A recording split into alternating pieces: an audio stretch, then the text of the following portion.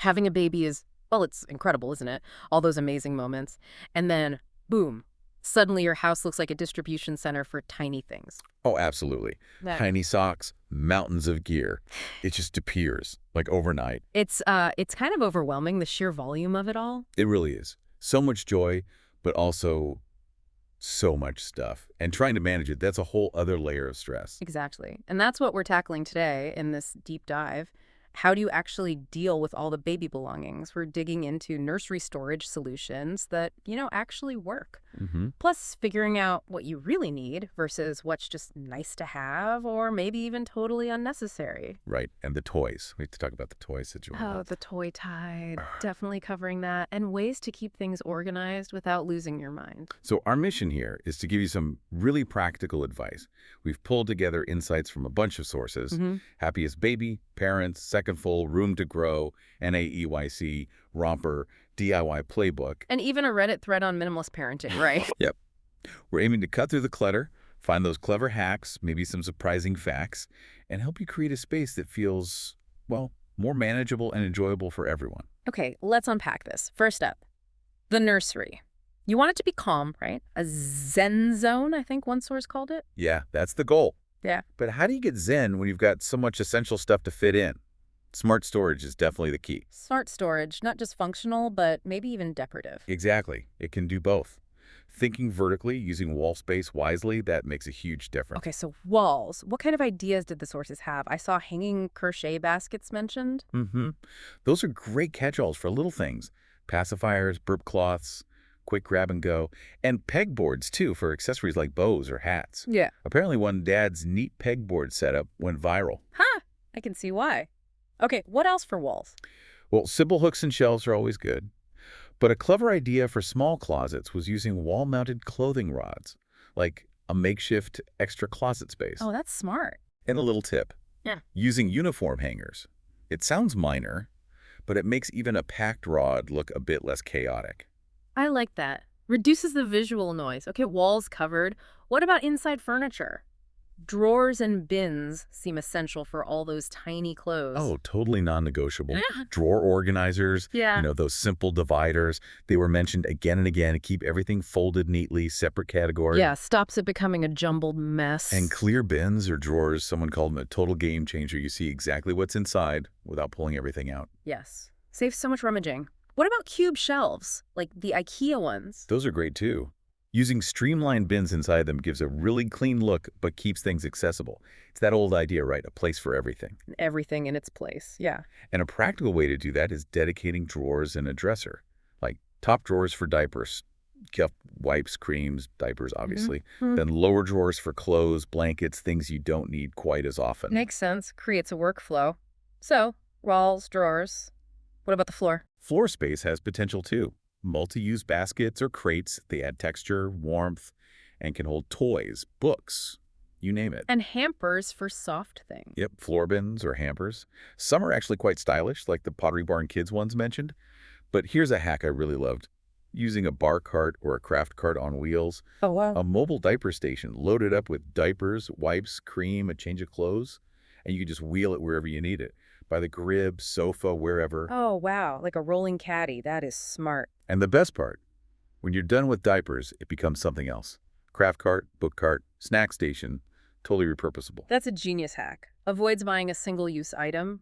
Any other sort of quirky storage ideas? A couple. Using shoe risers to display those adorable tiny shoes decor until they fit. Also, themed bookcases that are low to the ground, like a truck-shaped one, make books accessible and grow with the child. Fun.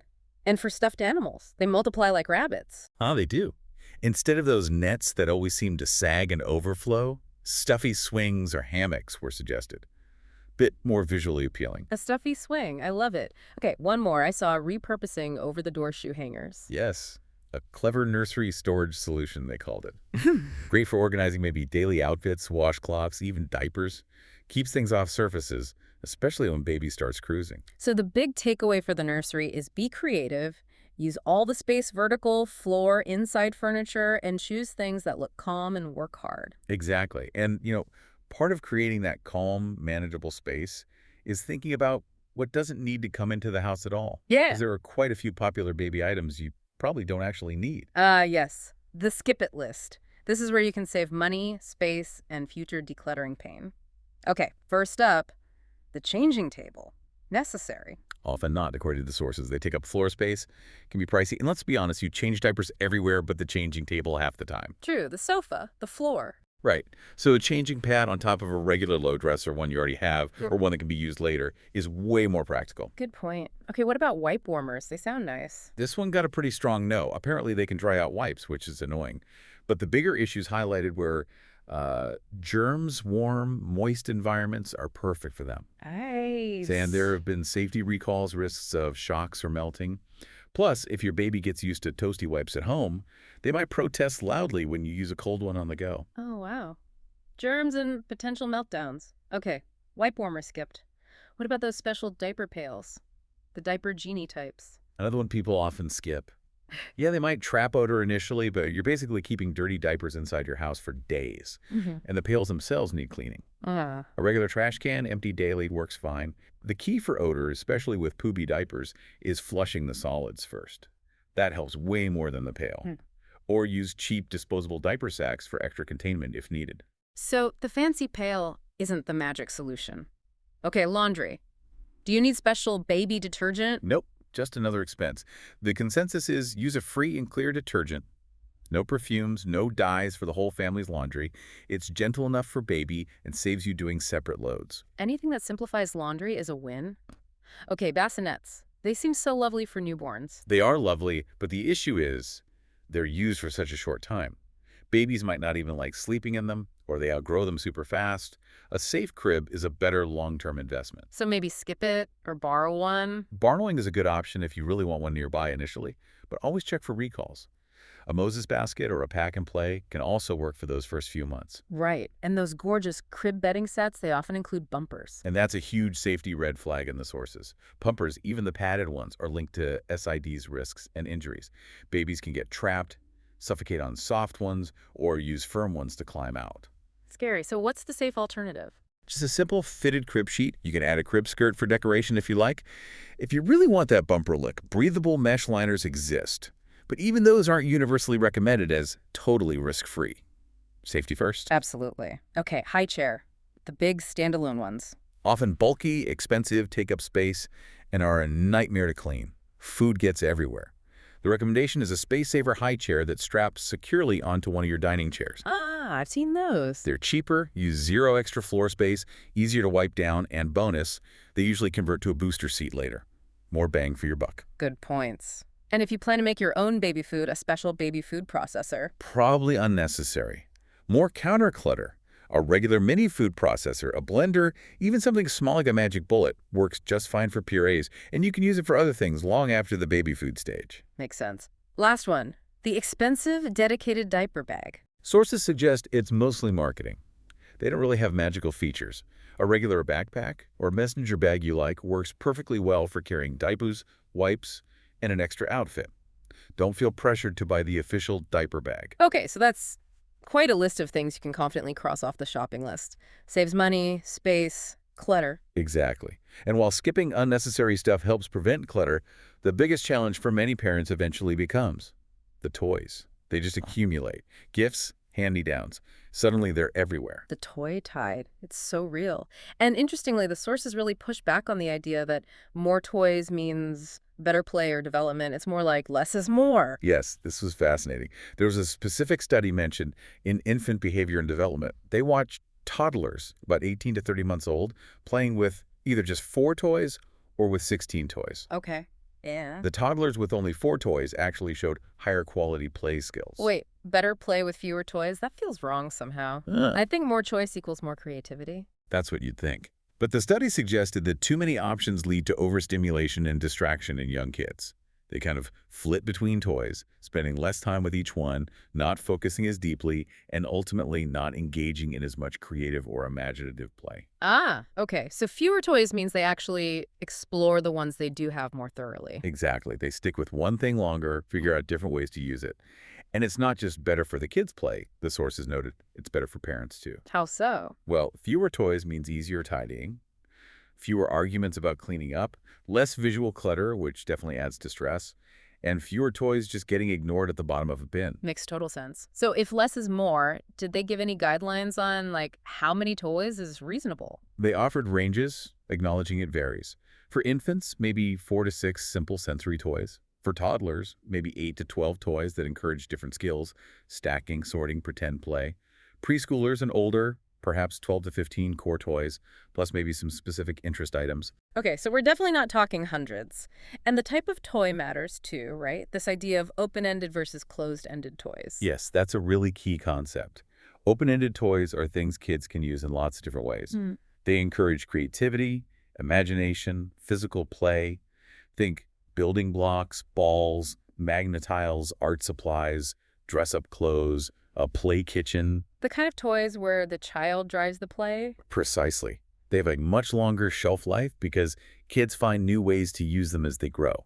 Closed-ended toys usually have one specific function or way to be used, like a puzzle that's done once solved, or an electronic toy that just plays a song when you push a button. And those get boring faster. Generally, yeah. They lose their novelty. So the advice is to really prioritize those open-ended toys. They offer more developmental bang for your buck, essentially. Okay, so you've bought into less is more. You're focusing on open-ended toys. But the toy mountain already exists in your house? How do you start tackling that? Decluttering toys feels really hard for people. It really does. And for good reasons, as one source pointed out. You spent money, it was a gift, maybe you want it for another baby down the road. It holds memories. Yeah, all that makes it tough to let go. But thinking practically can help. Ask, how often does it actually get played with? Is it right for their current age? Can we limit the purely sentimental stuff? Is it safe and intact or broken? How much space does it take? And if you're thinking future kids, how big is the gap? Storing stuff for years might not be the best plan. Right, practicality over sentimentality sometimes. I like those smart questions for specific categories too, like, do you really need that complicated stroller anymore? Exactly. Yeah. Or the baby bathtub that's now just holding other clutter. How many teddy bears are truly beloved? Is that high chair easy to clean and safe, or just a giant tripping hazard? Do you still need the baby monitor? Which baby carrier do you actually use? Thinking through those helps. And there was a shift in perspective suggested. Yes. Instead of asking, might my baby need this someday? Ask, could this item benefit someone else right now? That reframes it beautifully. That's powerful. Okay, so you're mentally ready. What about the actual process? Any practical tips? One big one was getting all the toys out in one place.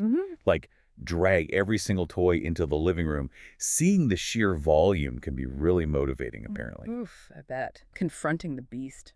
Then do a quick pass for the easy stuff. Broken toys, things with missing pieces, stuff they've obviously outgrown. Get rid of that first. Makes sense. Low-hanging fruit. Then group similar items together. Put all the cars in one pile, all the dolls, all the puzzles. When you see you have like 50 puzzles, it's easier to decide maybe 10 is enough. Yeah, seeing the duplication helps. What if you involve older kids? The advice was to involve them in a limited, controlled way. Maybe play keep it or leave it with just one small bin or shelf at a time. Giving them some say can reduce resistance. Good strategy. Now, gifts are tricky. People mean well. Oh, so tricky. Even when you ask for no gifts, they often still arrive.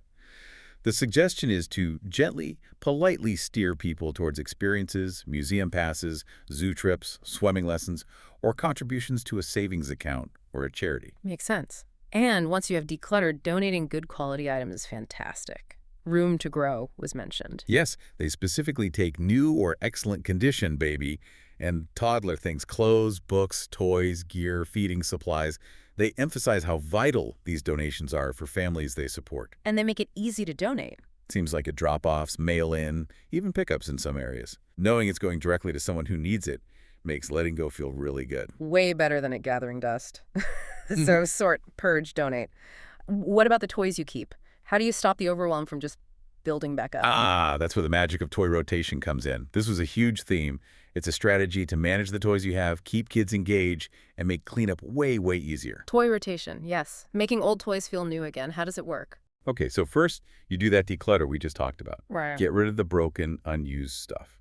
Then, gather all the toys you're keeping. Right. Sort them into rough categories: building things, pretend play, puzzles, vehicles, art stuff, whatever makes sense for your collection. Got it. Group them up. Then, you put together bins or boxes for rotation. Each bin gets a selection of toys from different categories. Right. You're aiming for that smaller number we talked about earlier, maybe 4 to 6 items easily accessible for an infant, or 8 to 12 for a toddler's main play area. So not all the blocks go out at once. You put some blocks, plus maybe a car, a puzzle, and some dolls in the out bin. Exactly. You curate a varied mix for each rotation period. The rest of the bins, store them away, out of sight, out of mind, in a closet, the basement, under the bed. And numbering the bins helps keep track. Yeah, that was a smart tip. Yeah. So you know which bin is next. Then decide on a rotation schedule, maybe weekly, maybe bi-weekly for older kids. Pick a day toy rotation Tuesday and stick to it. Having a routine is key, and the benefits are Huge. Toys feel fresh and exciting when they come back out, so kids engage more deeply. Fewer toys out means less visual clutter, which is calmer for everyone. And cleanup. Oh my goodness, so much faster because you're only dealing with a small fraction of the total toys. less clutter, deeper play, easier cleanup. Sounds amazing. Where do people usually store the away bins? Basements, closets, garage shelves, under bed boxes, anywhere out of the main living space. Using clear bins helps you see what's inside. And a great tip for small parts, like puzzle pieces or craft supplies. Put them in zipper bags inside the main bin. Definitely stops things getting lost. Any common questions about rotation? Yeah, like seasonal toys, those usually get stored separately with holiday stuff. Books, most people keep books accessible all the time, but you could rotate them. Big items, maybe rotate them between rooms or store them if you have space. And favorite toys, like a special teddy, that always stays out. Rotation is for the general collection. What about the actual donate pile? If you have really young kids, do you do the decluttering with them? For kids under about 3, the advice was generally no. It's often easier and less upsetting to sort and remove the donation items when they're asleep or out of the house. You can talk about giving toys to other children later, maybe show them a picture of the charity, to explain the concept once the items are gone. Okay, that makes sense. Avoid the potential meltdown over a toy they haven't played with in months. Exactly. So Yeah. really navigating all this baby gear, it's a journey, isn't it? It requires being pretty intentional. It really does. Thinking carefully about nursery storage, being brave enough to skip items you don't truly need, understanding that less is often more with toys, and then actively managing what you have through decluttering and rotation, it all adds up. It's not just about having a tidier house, though that's nice. It's about creating a calmer feeling for you and maybe fostering that deeper, more focused, more creative play for your child. But yeah, toy clutter is tough. It's an ongoing thing. Absolutely. It's a process, not a destination. And as your child grows, their needs change, their interests change. So the way you manage their stuff will evolve too, which leads to a final thought for you to consider. Beyond just the practicalities, how can this ongoing process of managing your child's belongings, figuring out needs versus wants, letting go, sharing, actually become a way to teach them some really valuable life lessons about consumption, generosity, and making space for new discoveries?